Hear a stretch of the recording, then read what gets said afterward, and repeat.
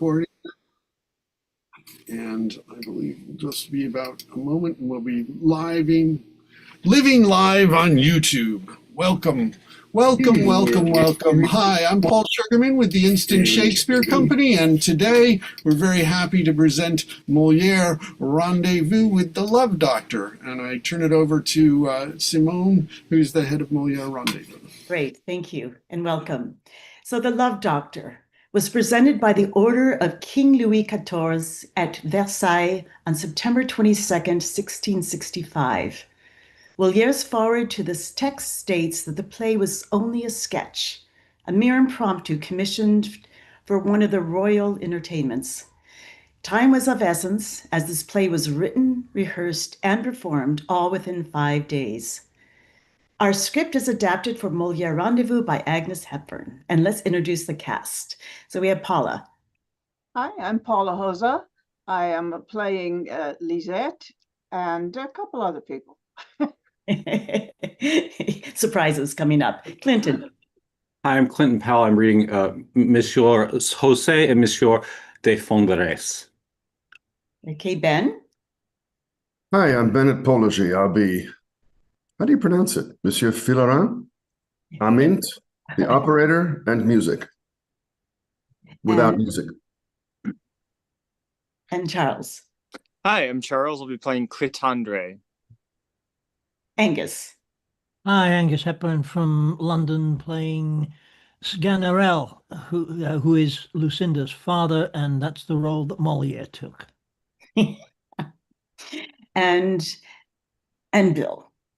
Hi, I'm Bill from New York, and I will be playing first Monsieur Guillaume, and then the doctors, Monsieur Thomas and Monsieur Babis. And I'm Simone Kunrad, the playmaster, and I will be reading Lucinda and a doctor. So here we are. Oops, let me just move this over. So Act 1. Act 1, Scene 1, we are in Paris, and we start with the prologue. No more vain quarreling or arguing over our talents. Let us claim a more beautiful glory on this auspicious day. Therefore, let us work together with passion to please the greatest king in the world. Despite the elevated status he gains from his great works, he sometimes comes to relax among us. Could there be any greater glory and or sweeter happiness? All three of us unite with an unmatched passion to please the greatest king in the world.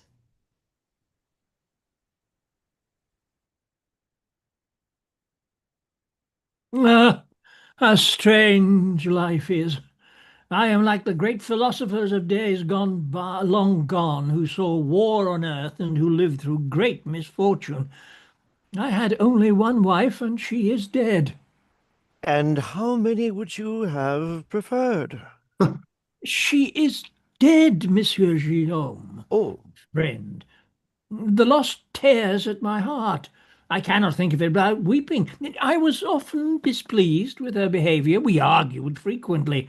But death puts an end to all disputes. She's dead, and I mourn her. Mind you, were she alive, we would quarrel still. Of all the children that heaven gave me, it has left me only one, a girl, and she is all my sorrow. For finally I see in her the darkest melancholy in the world, a terrible sadness, and I can see no way of saving her from it. Indeed, I cannot even learn the cause. I'm losing my mind, and desperately need good advice on this matter. Lucrezia, you are my niece, and you, are my oldest friend, my neighbor. Monsieur Guillaume and Monsieur Jos, you are my oldest friends. I beg you, advise me on what I should do. Well, I know that young women can be delighted and indeed distracted by pretty gifts, so that were it me, I would buy her some fine jewelry, perhaps a beautiful set of diamonds or rubies or emeralds. No, indeed, I would rather gift her a beautiful hanging tapestry or greenery or dancers. I would hang it in her room to delight her mind and her sight. No, no, no. I would never make such a fuss with materialistic things. I would arrange a marriage for her as quickly as possible, or as soon as you can manage it. Preferably with that person who told you that they had already asked for her hand in marriage a little time ago. Really? But surely your daughter is not yet ready for marriage. She's far too young, too delicate. Force her to bear children at her age and delicacy could well force her into a decline from which she would never recover.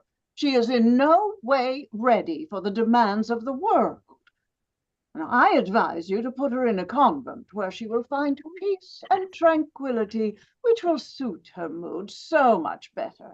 I am extremely grateful for all your excellent advice, but it does seem to me that were I to follow your advice, it would benefit you rather more than it would benefit my daughter. I mean, you, Monsieur Josse, are a goldsmith, and your counsel smells overmuch of a man who wishes to move some of his old stock. Now, you sell tapestries, Monsieur Guillaume, and it appears that you have some hangings that you need to get rid of. My dear neighbor, the one you love has, I hear tell, shown an interest in my daughter, and you would not be adverse to seeing her another's wife.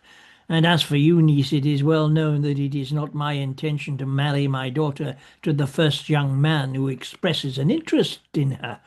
And I have my reasons for that. But the advice that I should have her become a nun does sound rather like the advice of a woman who would very much like to become my sole heir. And so, ladies and gentlemen, although all your advice is, I am sure, excellent, you will not be surprised if I choose to follow none of it. And so much for my trusted advisers. Oh, here is my daughter taking the air. Oh, she doesn't see me. She sighs, looks up to the sky. God keep you, daughter. Good morning, my dear. What's the matter? How are you? Come, tell me why you're so sad. Oh, my poor dear, talk to me. Tell your poor father your troubles. Courage! You know I love you and worry about you. Come. It upsets me to see her in such a mood. Tell me, you don't want me to die of displeasure. Am I not allowed to know the cause of your great languor? Tell me the cause, and I promise you I will do all that I can to help you. I will do everything in my power to make you happy. Are you jealous of any of your friends? Is there some new dress that you're dreaming of? No? Do you need some new fashionable furniture for your room? No, that's not it. Would you like to learn something new? Would you like me to hire someone to teach you how to play the harpsichord? No? Or perhaps you are in love. Is there someone you would wish to marry? Well, sir, have you spoken to your daughter? Did you find out the cause of her melancholy? No, she continues to drive me crazy. Oh, sir, let me help. I'll see what I can find out. It's not necessary, and since she wants to be in this mood, all I can do is to leave her to mope. Let me do it, I beg you. She'll reveal herself more freely to me than to you. What, madam? Will you not tell us what worries you so? What is it that makes you so unhappy? You're depressing everyone who comes near you. Your sadness affects us all. I can understand that you're reluctant to tell your father, but surely you can tell me. He has said that he would do anything to cheer you up. Doesn't he give you all the freedom that you would like and showers you with gifts to brighten your soul? Has someone upset you? Wait, I know what it is.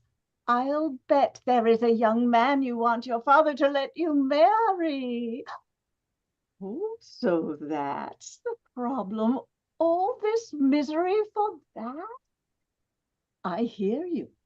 Now I understand. Sir, all is discovered, and the mystery is... You ungrateful girl! I can't talk to you anymore. I'll leave you to your misery. But Father, you wanted me to tell you what was upsetting me. I give up on you. Sir, she's so sad. She's a wicked child who has no respect for her father. Father, I I want... gave you everything, and this is how you reward me. But sir... No. I'm furious with you. Father... You have no place in my heart anymore. But You're such a wicked child. But... An ungrateful woman. A wicked girl, I say, who pretends she can't tell me what's wrong with her. it's a husband she wants. I am not interested. A husband. I won't listen. A husband. Stop excusing her. Not another word. Husband. Enough. I said enough.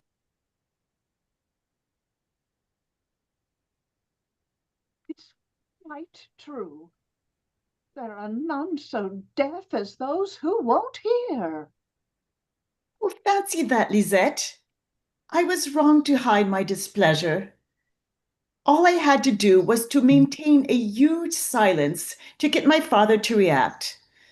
Not that it's done me any good. Ugh. Ugh, indeed. He's a nasty piece of work. It would give me the greatest pleasure to play some kind of trick on him. But where does all this passion of yours come from? You've done a good job of hiding it up till now. Well, what would have been the use of telling you sooner? I would have gained just as much by keeping it hidden all my life. Do you think that I didn't get the message, that I didn't foresee it all? That if I did not fully understand all my father's prejudices, when his friends passed on the message that a man had asked for my hand and he immediately refused, I tried not to let my dreams be crushed. And it's this man you dream of. Who? Maybe I shouldn't be so honest with you, but yes, I confess, if I was allowed to want someone, it would be him that I want. We haven't talked, and he has never declared his love for me. But whenever we're in the same place, his eyes follow me with such a tender look. And the request he made to my father for my hand seemed to be the act of a true gentleman. I couldn't resist him. But my father's harshness is killing all this tenderness. Let me deal with it. You dragged me into this mess as soon as you told me your secret, and I'm not going to leave you to try and fix it all by yourself. You only have to be strong and not give in to your... But what can I do against my father's authority if he is determined to ignore my wishes? You must not let yourself be pushed around. As long as keep your dignity, you can deal with your father's tyranny. What does he want for you? You're an adult. You have the right to make your own decisions. Does he think you're made of marble? I'll help and support you. Stop worrying. I'll take care of him. Trust me, I know all sort of distractions that will keep him occupied. Oh, there's your father. We need to go. Just be patient and let me handle this. It is sometimes wiser to pretend not to hear things that we hear only too well. So I'm being careful to ignore her declaration of a desire that I am resolved will never be satisfied. And yet still she tries to impose her desires on me. It's not acceptable that I can accumulate great wealth, or by my own efforts, mark you, to raise a daughter with care and genuine affection, only to lose everything to a man who's not worth a second look. No. This must not happen. I won't have it. I will retain my wealth and my daughter. Grace! Oh, poor Lord Sganarelle, where can I meet you? Oh, What did she say there? oh, you poor man, what will you do when you hear this news? What's she talking about? My poor mistress. What's going on? Oh, Lisette! what a misfortune! Lisette! It's terrible. Lisette! Indeed, a fatality. Lisette! Oh, sir, Oh, Lisette! sir, What's up? your daughter. Oh, no. For goodness sake, don't get carried away. I don't think I could control myself. Tell me, quickly. Your daughter was shocked by what you said to her. Your fury upset her so much that she immediately went back to her room and opened the window, the one that looks out on the river. And? But then she looked up and said, "No, I cannot live with my father's wrath. And since he renounces me as his daughter, he leaves me with no choice. I must die." She threw herself into the river? Oh, no, sir. She closed the window very gently and lay down on her bed. She began to cry bitterly. All of a sudden, her face turned pale and she collapsed in my arms. Oh, my daughter! Is she dead? Oh, no, sir. I called to her and shook her, and gradually I brought her back. But now she drifts in and out of awareness. I don't think she will last out the day. Oh, horror! Oh, somebody give me some brandy. Quick! Someone go and get me doctors, as many as you can find. We can't have too many. Oh, my daughter, my poor daughter! What do you want with 4 doctors, sir? Surely it only takes 1 to kill a person. Quiet! 4 words of advice are better than 1. Can't you let your daughter die in peace without forcing the ministrations of these gentlemen on her? You think doctors kill people? Absolutely, sir. I knew a man who proved beyond any doubt that one should never say so-and-so died of a fever and of a flux on the chest, but rather that she died of 4 doctors and 2 apothecaries. Oh, quiet! You offend these gentlemen. Oh, goodness me, sir. Our cat jumped from the top of the house down into the street a few days ago. For 3 days he wouldn't eat and couldn't move either foot or paw. But he was very happy that there were no cat doctors around, because instead of letting him recover by himself, they would have rushed in to gouge and bleed him, and he would never have survived that. Oh, be quiet, I tell you. Enough of this impertinence. Here they come.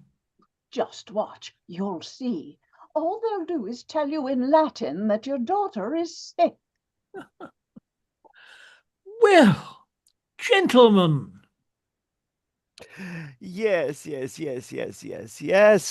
have examined the patient, and it is clear that there are many impurities in her. Oh, my daughter is unwell? No, she's impure. No, I mean, there are many impurities in her body, a quantity of corrupt moods. Ah, I hear you. But we will consult together. Quick, bring chairs for the doctors. Ah, I remember you, sir. What are you talking about, Lisette? I saw him just the other day at the house of your niece's good friend. How is her coachman? As well as you might expect, he is dead. Dead? Yes, This cannot be. I And I tell you he is, dead and buried. But no, you must be mistaken. I saw it with mine own eyes. I tell you, it is not possible. Hippocrates says that these kinds of diseases only kill after 14 to 21 days, and the coachman had only been ill for 6 days. Hippocrates can say what he likes, but the coachman is still dead. Enough of this chatter, Lisette. Come, gentlemen, I beg you to bring all your wisdom into play. Now, I know it is not the custom to pay in advance, but lest I forget, and to ensure your full attention on this matter, here is your payment in advance, as agreed. Oh, Paris is so huge. You have to travel such long distances, and after all that, you receive very little payment for your pains. I have bought a mule to carry me on my journeys, but the poor beast always complains about how far we have to travel each day and wants to go back to his stall. Ah, well, you see, I bought a horse, an Oh. excellent beast. He is quite tireless. You know where my mule took me today? I started next to the arsenal near Saint-Germain. From there, he took me to the end of the Marais, and then to the Saint-Honoré gate, and then to Saint-Jacques, and then to the Richelieu gate, and finally here. And after we finish, I shall have to go all the way to Royal Square once again. My horse did all of that today as well, and in addition, I went to Ruel to see a sick person. Oh, well, by the way, what side are you on in the dispute between Dr. Theophrastus and Dr. Artemius? Their argument is becoming quite divisive to us all. I am with Artemis. As am I. I don't claim that it is his opinion. I mean to say, it is. I don't claim that his opinion has not killed sick people. But then Theophrastus wasn't much better. It's Theophrastus that I object to. One should not ridicule and disagree with the opinion of one's elders. Wouldn't you agree? Oh, of course, one must always adhere to traditions, no matter what happens. Yes. I agree. And I have lost myself. I mean, all of this discourse. One moment. As I was saying, I couldn't agree more. Indeed, I think that's why I should be talking. I am very particular about it. One day, a little while ago, 3 of us met with a doctor who'd been invited from some distance out of town for a consultation over a sick man. In the end, I had to stop all the discussion because I could not tolerate listening to opinions that went totally against traditional views. The people in the house did what they could for the man, while I ensured that our traditions were maintained. This man's illness progressed, but I would not give up, and sadly the patient died bravely while we argued. Oh, it is indeed vital to teach people the long-established rules of life and to prevent them being misled by current fashions. Indeed, after all, a dead man is just a dead man and is therefore of no consequence. But breaking with tradition does notable harm to the whole body of doctors. Gentlemen, Yes? my daughter's sickness is increasing. I beg you to tell me quickly what you have concluded. After you, sir. Not at all, sir. I would not presume after you. I wouldn't hear of it, please, sir. I will not be the first to speak, sir. Sir? Sir? Please, gentlemen, end these arguments. Remember that my daughter's condition requires your urgent attention. Your daughter's illness. The opinion of all these gentlemen together. After carefully having Reasonable, consulted, sir. One gentleman, one at a time, please. Well, sir, we have discussed your daughter's illness, and in my opinion, is that it derives from an excessive heat from the blood. Therefore, I conclude that she must be bled as soon as possible Well, I would say that her illness is caused by an increase in the negative sides of her moods caused by excessive indulgence, and I therefore conclude that she can best be saved by giving her an emetic. Rubbish, in my opinion. Such a treatment will kill her. And I say that she will die for being bled. Trust me, I am the wise man here. Be sensible. No, mine is the true wisdom, and I will happily engage you in a battle for truth and erudition. You are forgetting that man you killed not so long ago. And you should remember the lady whose journey to the afterlife was hastened all these years ago. You know my opinion. I have told you what I think. If you don't make your daughter bleed soon, she will surely die. If you bleed her, she won't last another 15 minutes.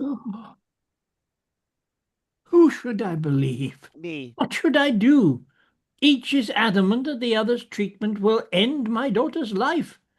Oh, I beg you, let your wisdom guide me. Which of those two is more likely to save my daughter? Sir, you must proceed with circumspection and not be rushed wildly into any particular action. There is always risk of consequent danger arising from one of the many mistakes that could be made. It is true. We must be very careful what we do. These considerations are far from child's play, and if one fails, it is not easy to repair the problems that result. Experiments are dangerous. That is why we need to think this through beforehand, to weigh things carefully. We need to look at the temperament of the patient, examine the causes of the disease, and then evaluate the possible remedies. Yes. One wants to use a sledgehammer, the other wants to convene a committee. Well, the point is, I believe that your daughter has a chronic disease that can participate and can have a dire effect if we do not give her help, especially since the symptoms she shows are indicative of a fuliginous and mordicant vapor, which attacks the membranes of the brain. Now, these vapors, which are called in Greek atmos, are caused by putrid humors, tendacious and continuous, which are contained in the lower abdomen. I agree about the vapors, but and as these moods have been engendered there over a substantial period of time, they have, as a result, annealed there and have acquired this undesirable malignancy, which has over time flowed towards the region of the brain. So, to eliminate, to expulse, indeed to evacuate the said humors, a vigorous purgation will most certainly be necessary. But first, it would be advisable and hopefully not too inconvenient to apply a simple remedies, just a few. That is to say, to apply softening and detersive washes of rosewater and camphor, and the administration of refreshing syrups that we can mix into a soothing tisane. Well, afterwards we will come for the purgation and the bleeding, which can be repeated if necessary. Of course. We cannot guarantee that your daughter will not die during the treatments, but at least you will have tried to save her, and you will have had the consolation that she will have died following the strictest medical rules. It is better to die following the rules than to survive by ignoring them. We are giving you our honest opinions. We would have done no less for our own brother. I give you my very humble thanks. And I am very grateful to you for the trouble you have taken. I am now even more confused than I was before. Oh, but wait, I have an idea. I will buy some of the potion recently brought to Paris by that strange fellow from Arvicchio. I've heard many good reports about it. Sir, I pray you, may I buy a box of your Orvician medicine? The gold of all the lands that surrounds the ocean could not buy this great secret. My remedy cures by its rare excellence more ailments that can be numbered in all years. Scabies, anger, ringworm, fever, the plague, dropsy, pox, descent, measles. Oh, what great power has Obiaten! Oh, sir, I believe your remedy is worth more than all the gold in the world. But yet here is a 30-sou piece for you as a poor offering. Appreciate my generosity, sir. In exchange for your token, I will give you this wonderful treasure, and with it you can brave with confidence all the evils that wrath of heaven pours upon us. Scabies, anger, ringworm, fever, the plague, dropsy, pox, descent, measles. Oh, the great power of Milton. Ah.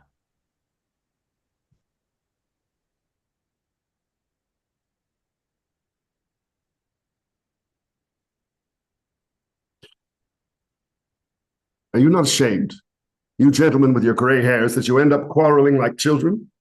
This shows a great lack of wisdom.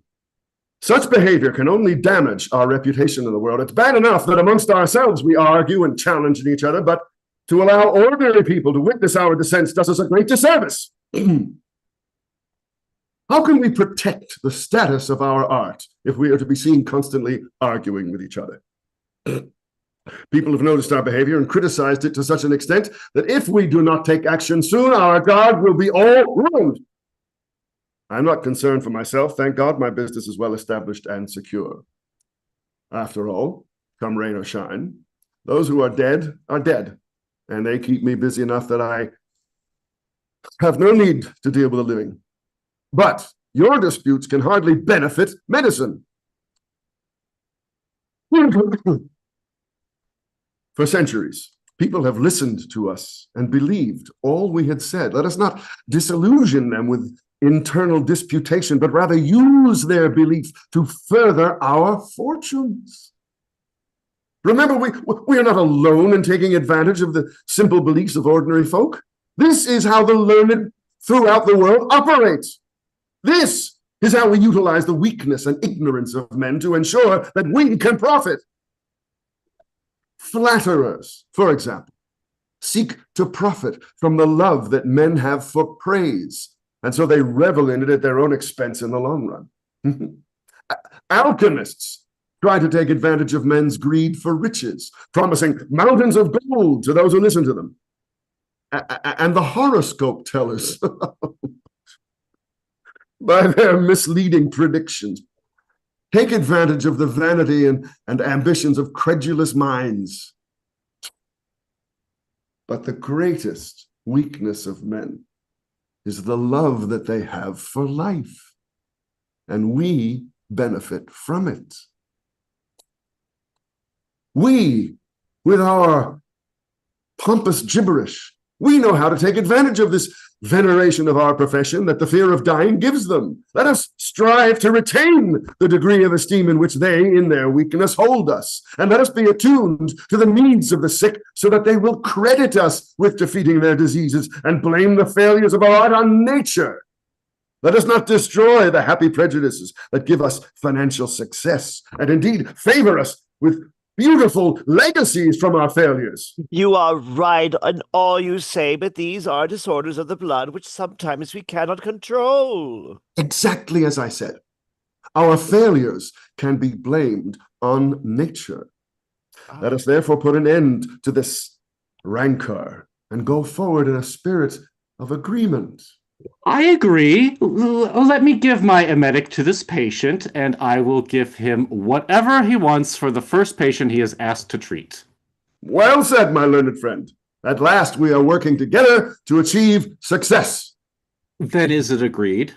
Let us shake hands on this new accord. Goodbye. Goodbye. Another time. Be more careful when ordinary people are watching.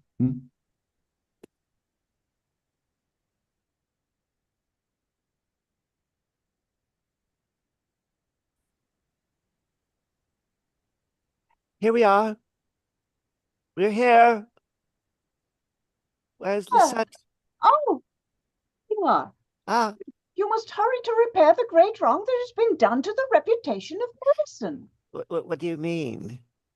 An insolent individual who had the effrontery to do battle with your profession has, on his own authority, just killed a man by thrusting a sword through his body. This is a joke in very bad taste. Remember, I beg you, even you will come to us for our skills at some point.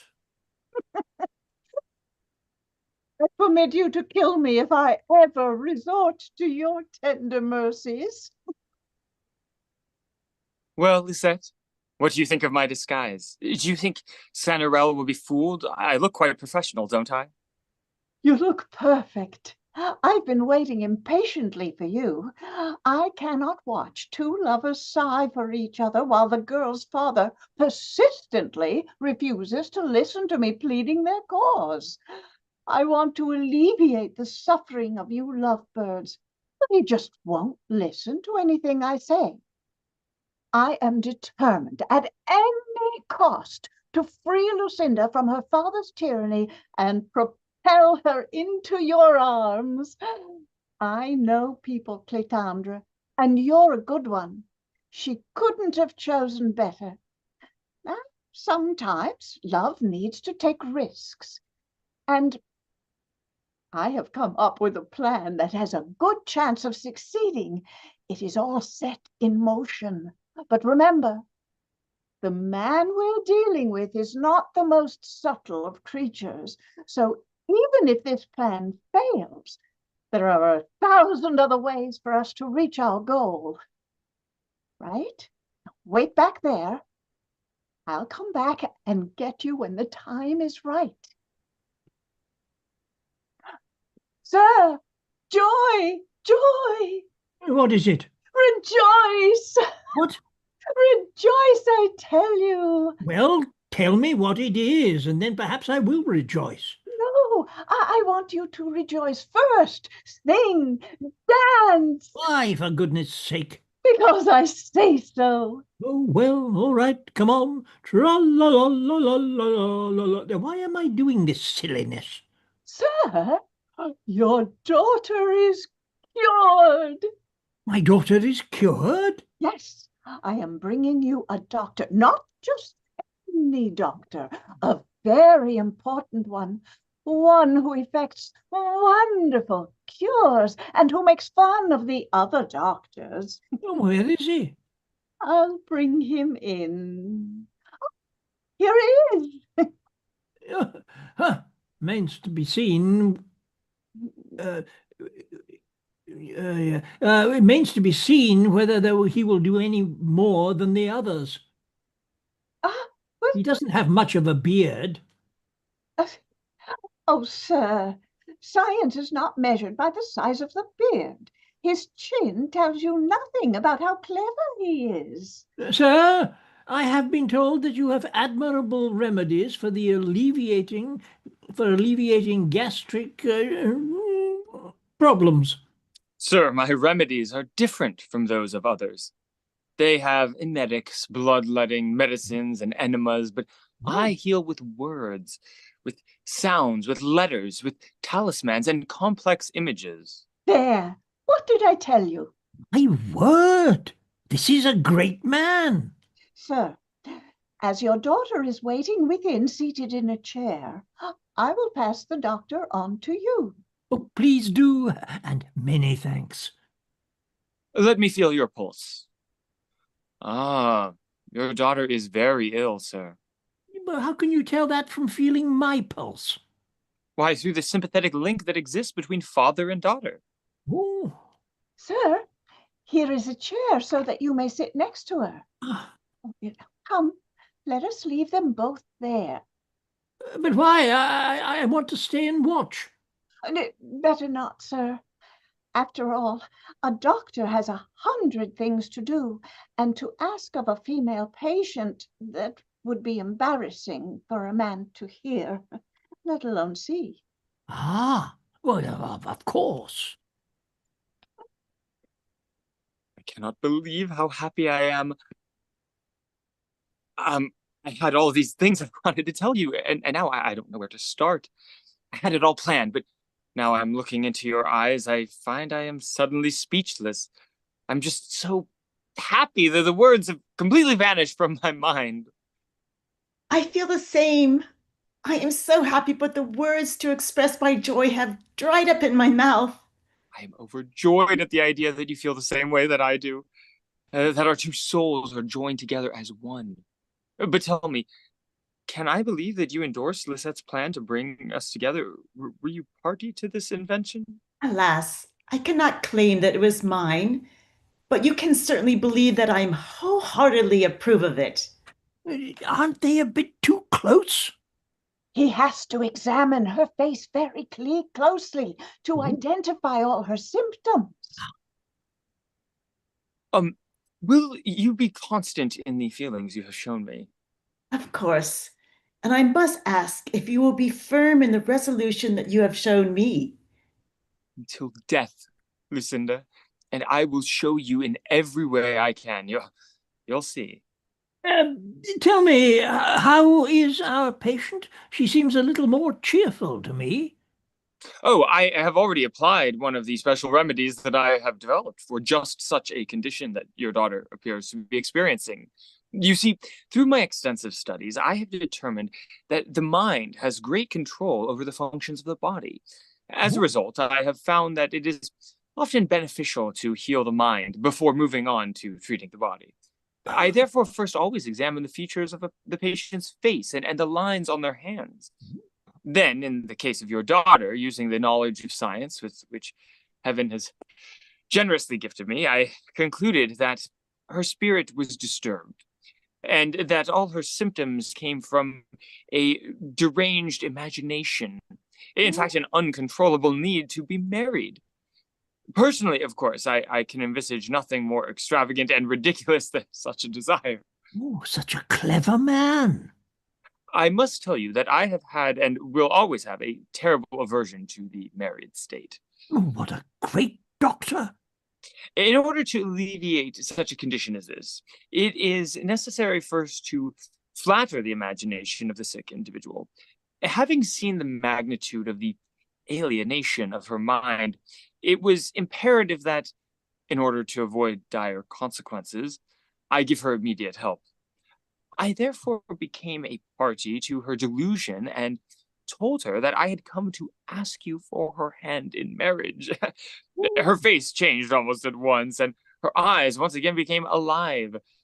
If you wish her to recover, do not disillusion her of this story for a few days, and you will see that we will pull her back from the brink of complete insanity. Well, yes, indeed. That is my wish. Once she is stable, we can then use other remedies to cure her completely of this fantasy. Oh, that would be a wonderful outcome. Oh, well, my daughter, here is the gentleman who wants to marry you, and I have told him that I approve of the match. Is this possible? Oh, yes, my daughter. Really? Yes, yes, of course. And you would accept the idea of being my husband? Yes, dear lady. And my father agrees? Oh, yes, my daughter. Can I believe this? How happy this makes me. Oh, do not doubt it, madam. I have loved you for so long, and I am burning to be your husband. It is the only reason I am here. Let me explain. This whole thing is purely an invented pretext. I am playing the doctor only as a way to get close to you and achieve my goal. I see that you have the most tender love for me, and you should know that I return this in full measure. Oh, the girl is mad. Her mind is going. Pray heaven we're not too late. So, Father, are you willing to give me this gentleman as my husband? Oh, yes, yes. Here, give me your hand. Give me yours as well, Doctor. But sir, No, fear not. I only wish to reassure her, to calm her mind. Here, take her hand. There, it is done. here, lady, accept this ring that I give you as a token of my faith. It is carved with a pattern of stars which will calm her and help secure the wandering of her mind. Let us sign a contract so that everything is legal and binding. Gladly, lady. I will call my man who writes my remedies, and he will pretend to be a notary. Very good. Bring up the notary I brought with me. What? You brought a notary? Yes, lady. I am delighted. The poor girl is truly mad. Sir,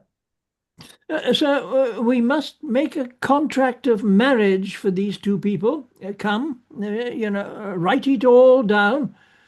See, my daughter, we are preparing the contract, and, sir, I will give you 20,000 crowns in dowry. Continue, right? I cannot thank you enough, Father.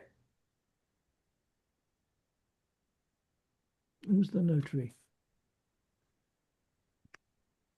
The contract is here. All that remains for you is to sign the document.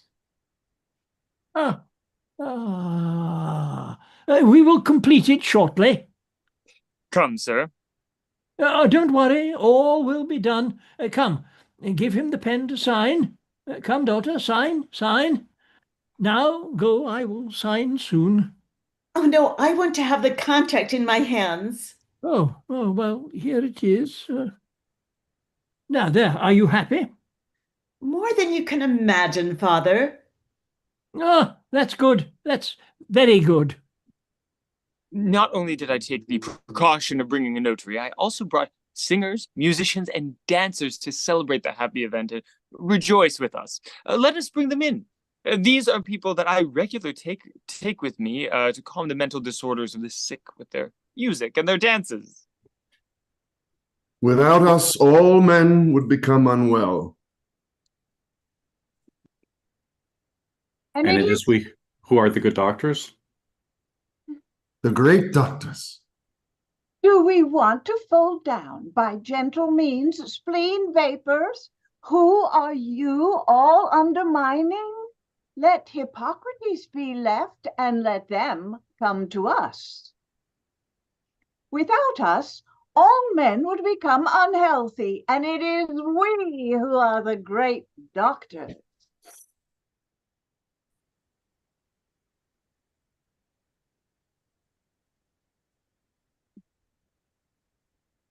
This is indeed a pleasant day way to heal. But where have my daughter and the doctor gone? They went to consummate their wedding. What? What wedding? My goodness, sir, you were well caught by the snare. You thought you were playing a game, but it was all real. They are, in truth, married. What the hell? Let me go. Let me go. I tell you, no, again, a plague on all of you. End of play. I hadn't actually heard the script actually read out. Here's our bow. That's where Clinton and I show the top of our heads.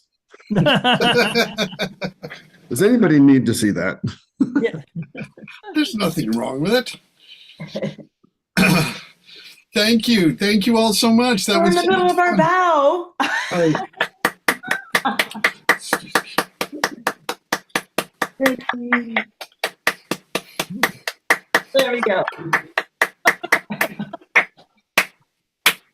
very All well right. done, everyone. Good job. And there's so much in there, listening to Oh, yeah. the doctors going on. It's like, has anything changed in 400 years? Oh my gosh.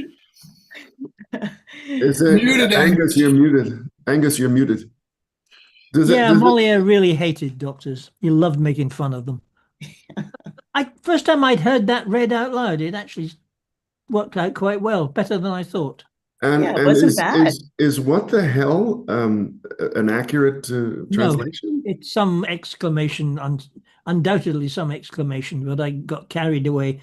It's right at the end, so I was probably a bit fed up with doing it by that point. Oh, that's your translation, right? Yes, this Oh, is gee. I'm gonna adapt. And what was written before? I have no idea. I'd Okay. have to go back.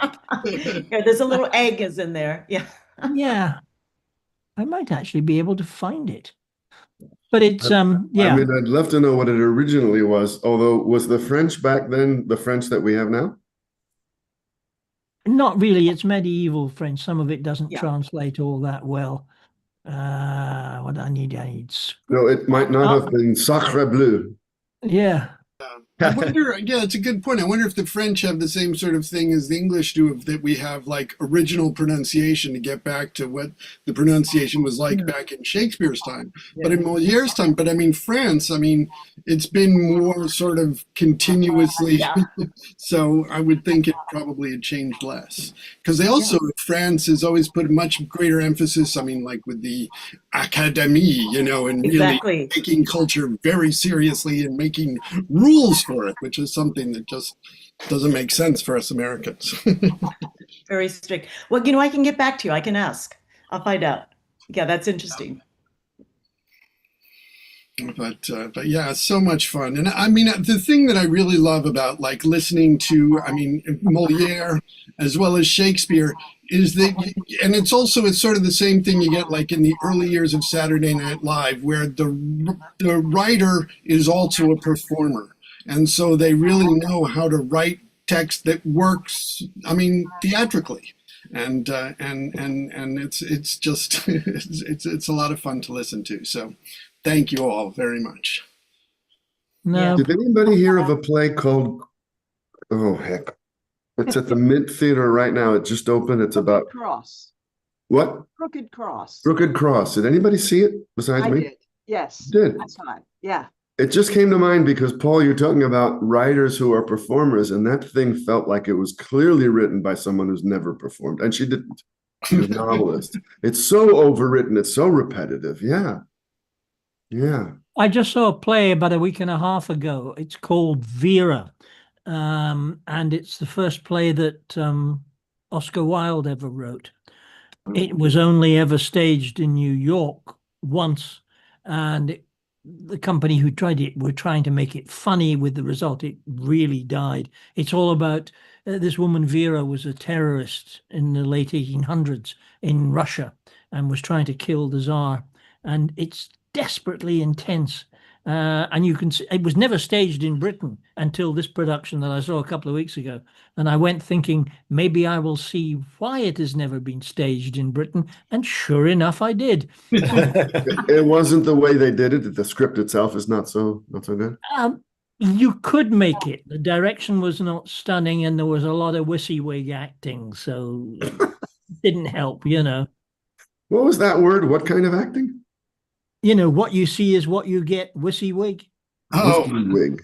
There's a lot of kids who come out of acting schools, and if they have to play different characters, they'll put on a hat, or they'll put on a coat, or they'll like us. stumble a little bit. But when they open their mouths, it's exactly the same sound that comes out, whether they're playing an old man or whether they're playing a kid.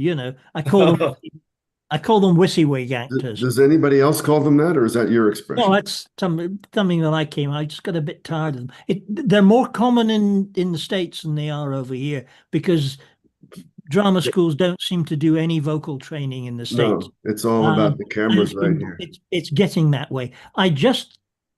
What I do with these is I pull the original French and run it through Google Translate, so it makes its best guess, and I get a very rough translation.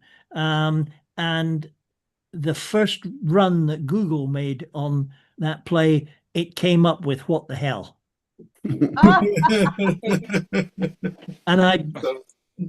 and since most of my systems now, if I pull up French, it automatically gives me Google translation of it. It's a battle to try and get back to the original French. So I don't know what the French originally was. It's an interesting question about language. There was an article in the Times this week about a family in Italy that has lived in the same house for over 100 years. That's right. Yeah, and 4 generations of people, but each generation was they lived in a different country. Yep, Albania, Slovakia, and Italy, as the borders Hungary. change. And it's not that they moved the house. No, that's right. The rulers changed. That's right. And the borders, the limitations between the countries changed.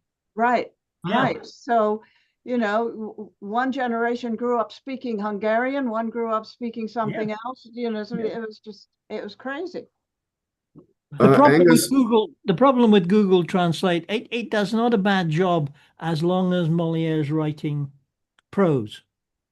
The real difficulty comes when he's writing poetry. I'm working on one at the moment. Oh, so those lumpy lyrics I had to sing are your fault. Well, no, I probably didn't do those. I probably just left them the way they came. Yeah, that's what I mean. They came out lumpy. Yeah, I was wondering, is this supposed to rhyme? What is this? I'm working Princess of a Lead at the moment, which he started writing in verse, but then the king said, "Come on, I need it tomorrow." So he stopped writing it in verse because he couldn't do it anymore, and he changed to prose. And the verse stuff is, Google Translate comes up with complete mindless gibberish when they translate it, because they cannot get rhythms and they can't deal with the context. If it's prose, well, in many ways, it's the same with Shakespeare. When he's writing verse, it controls what he can do. He's got to keep fairly tight to the pentameter. When he's writing prose, he gets carried away wildly. So, it makes life difficult, shall we say. Does Google Translate give you a translation that rhymes? No. It doesn't fit the No, meter. it literally translates it word for word. Yeah, I love this whole AI thing. When I dictate, I sent a text to somebody saying, I'm going to see a concert of Beethoven's Fifth. I said it very clearly, and it came out Beethoven Smith. Yeah. And a friend who sent me an email about a concert I was in where I was singing the Duruflé Requiem. She wrote it, Duruflé, Durffle, and it translated it. This was sent to the whole chorus for some reason. Sorry, Ben, can't make it, but I sang the Durable Requiem last year and loved it. Durable Requiem. Oh yeah. Well, it is durable. You have to check it. It becomes a real problem. Oh God! But it didn't used to do that before AI. It just wrote what I dictated. Now it repunctuates and it's awful. Oh yeah, and it makes decisions that you can't control. I try and avoid AI as much as possible. Yeah. Points for the human brain.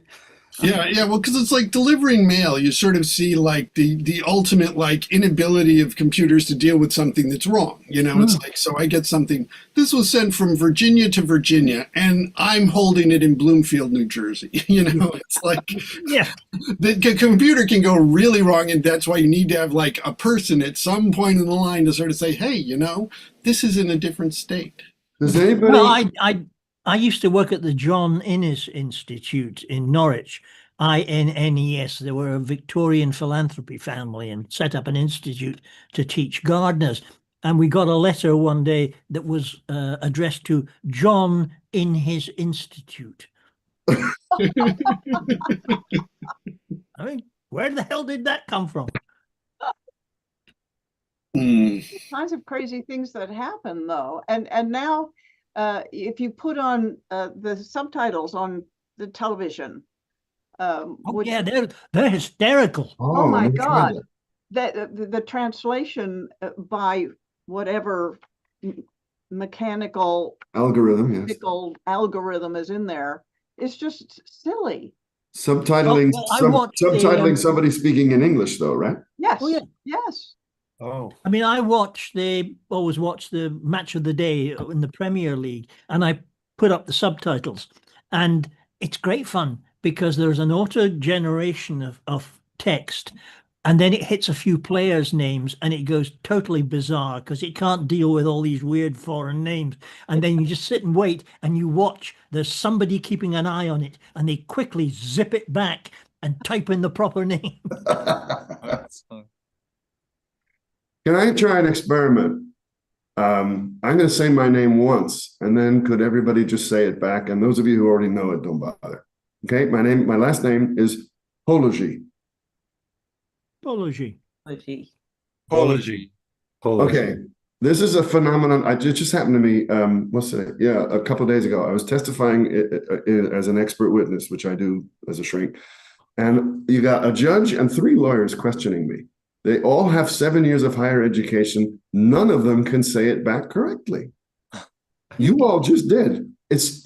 I used to think it's an adult thing. That's why I asked you to do this, because I have 5-year-old kids come into my office and I say, "Hi, I'm Dr. Pology," and they go, "Hi, Dr. Pology." And a week later, they say the same thing, even though they haven't heard it for a week. But No, these hyper-educated lawyers. And I just assumed adults stop listening as we get older. We already know. They're But you talking- guys just did it. Now, Angus, did you already know it? Have you heard it before, or that was the first time? I've heard it a couple of times. I always wondered how you pronounce it. No, then you've heard I it a would have couple said times. Polog or Yeah. But then what's you- weird is I say it to them, and they they're very polite. "Good morning, doctor. How do we pronounce your name?" And I say it, and they come back with gobbledygook. And they'll ask 3 times, and finally I go, "Fine." it is. I found in the States that there was a real problem because I'm going to get shot down, but Americans decide how your name is going to be pronounced. They're very paranoid about how you pronounce their name, and they will angrily correct you if you don't get it right. But they will take the right to turn your name into anything they want, and particularly to abbreviate your name. Oh, yeah. I mean, my son was going through a set of clinical checks at one point, doctor after doctor after doctor, and they kept on calling him Jim because his name's James, and he hates being called Jim. And at one point, he got so fed up with it, he said, "My name is James." And when we saw the write-up, he was marked as difficult and aggressive. Oh, yeah. And this was a clinical psychologist, and you thought, so Sorry. you say they've got years of training, but they don't. They have a very limited spectrum view of life. I wish I could disagree with you. I know. When I was in grad school and I'd go to a party or something and people are introducing, I'd say I'm studying psychology. You'd hear the wisecracks about shrinks, and I would kind of get a little, don't do that. Yeah. And after 5 years in the field, I remember realizing, no, every bad shrink joke is accurate. There are a lot of bad shrinks out there. Well, there's a lot of bad everybody around out, But when you're in university and you're studying with people that you're looking up to, you think the field is this place you're going to rise to, and it's going to be wonderful, and it's going to be like Star Trek where everybody's competent and committed to what they're doing. It's absolute bullshit. Yeah. No, it's not somewhere you rise out to. It's somewhere you have to climb out of. Well, anyways, I do want to remind you all that we're still recording. Oh my God! Oh God, no! You weren't recording. God, I'm mocked. I mean, I do think it actually was all very relevant as a discussion of this play, where you get to see these medical professionals talking about the importance of, I can't believe you let that go all those times. I forgot you were. And at least we're represented here with Dr. Pology. There you go. That's what happens. That's what Apology happens. to Dr. Pology. Like that. That is why I changed it. Yeah, but it's not. It's My not. family says apology, and Is I it just Pology or Pology? Pology. Pology. Polo I had shoes. a friend in college who said that, so I just adopted it because I was going into a service profession where people are already anxious and uptight.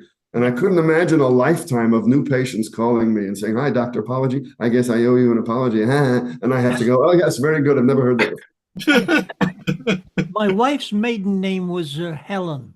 And when she was studying at the University of Georgia, they had a big Polish director who came down from New York who did some master classes with them, and he was giving them an advice on what they should do. I mean, half the students came in taking their shoes off, and he looked at them and said, "Why have you got no shoes on? I would never hire anybody who could not walk in shoes." But when it came to Stephanie, he said, "What is your name?" And she said, "Stephanie Sir Helen." He said, "Change the name. Too big for the boards." So she became a Hepburn. Oh, that's much improved. Well, it's different. Yeah. I don't know if I told you. Some of you may know, but I don't know.